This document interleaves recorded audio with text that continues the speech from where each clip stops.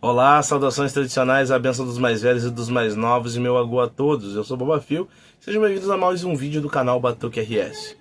Pessoal, atualmente tem aumentado cada vez mais o número de casos de intolerância das mais diversas formas. E nós, de matriz africana, durante muito tempo ficamos quietos e aceitamos, inclusive sem respaldo legal, né, de como combater esses tipos de coisa. É vizinho reclamando do barulho, não respeitando nosso direito de professar a nossa fé. É gente parando na encruzilhada para nos afrontar e tentar nos impedir de fazer a nossa abertura para Exu, para Bará. É gente durante os nossos preceitos, literalmente parando bêbado em frente à nossa casa, ou tentando invadir, ou tentando literalmente julgar os nossos preceitos. Bem, a gente não faz isso dentro da igreja de ninguém, a gente não faz isso na mesquita, no templo de ninguém. Porque nós entendemos que todos têm direito a professar sua fé e a nossa Constituição garante isso no artigo 5º, tanto com a laicidade do Estado quanto da proteção dos locais de culto. Proteção essa que muitas vezes, ou melhor, na maioria das vezes, nós não temos. E muitas vezes, né, a reação vem, a reação espontânea. E com isso eu não quero justificar aqui nenhum tipo de agressão física. Afinal de contas, violência gera violência. Mas há de se entender o quanto nos machuca sofrer da intolerância, aquilo que eu vou chamar de racismo, porque essa intolerância ela surge motivada justamente por ser uma tradição que vem de homens e mulheres negras que foram sequestrados e escravizados no território africano e que hoje mantém no Brasil essas tradições vivas. E essa perseguição a partir da religiosidade afro, que acontece no Brasil todo, em alguns estados mais evidente, mais agressivo, em outros um pouco menos.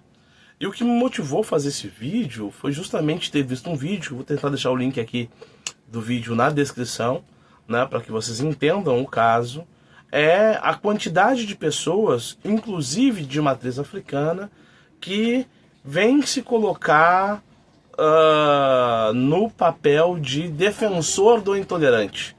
Né? É quase como nós pedíssemos tolerância ao intolerante. Quando muitas vezes o nosso povo acaba reagindo. E neste vídeo em questão, o que acontece? O cidadão para na frente da casa, de carro, o que dá a entender que está alcoolizado, ele e uma mulher, mandando que se pare, né, os ritos que estão sendo feitos dentro do território, dentro da casa do indivíduo, do pai de santo, da mãe de santo, né, impedindo que o rito desse andamento. Né? E aí, quando os iniciados, os filhos de santo, pai de santo, as pessoas saem para fora para cobrar que tem o direito de fazerem o seu culto conforme determina a Constituição, e em determinado momento uma das pessoas é pega pelo pescoço, e aí isso gera o estopim do intolerante ser agredido pelas pessoas ali presentes, né? Eu vou dizer que isso é uma resposta natural quando se é agredido. Ou quem é que vai ficar literalmente parado, quieto, quando sua esposa, seu filho, sua filha, né, está sendo agredido? E aí, nesse caso, quem está sendo agredido é a nossa tradição, é o nosso território, é o nosso culto, é aquilo que faz de nós quem nós somos. Como simplesmente ficar quieto quanto a isso? E nem sempre a gente tem informação ou até mesmo equilíbrio naquele momento de tomar a melhor atitude possível, né? E muitas vezes os órgãos competentes, a polícia militar, ou demora para dar uma resposta ou simplesmente ignora, quando muitas vezes não é ela mesma a provocar este processo de racismo e de intolerância. Então nós vivemos cada vez mais, pessoal, num período crítico, caótico e dolorido para o nosso povo, né?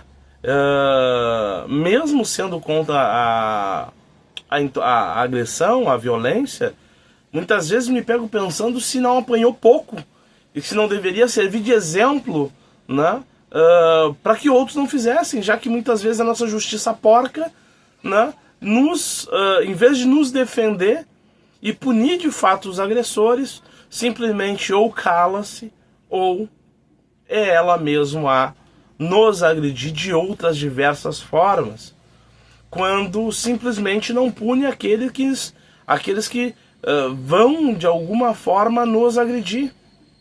Nós temos dezenas de casos aqui no Rio Grande do Sul, né?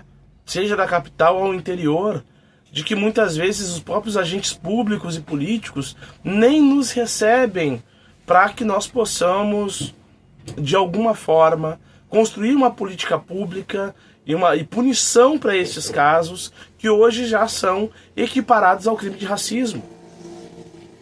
Então nós precisamos parar de fazer essa meia-culpa, parar de fazer essa mediação e, de fato, estarmos irmanados e pensar e se colocar no lugar dos nossos irmãos e irmãs que sofrem dessa intolerância, né, para que nós cobremos os órgãos públicos ações reais, perenes e uma proteção real para nós, porque somos nós que estamos sofrendo do outro lado.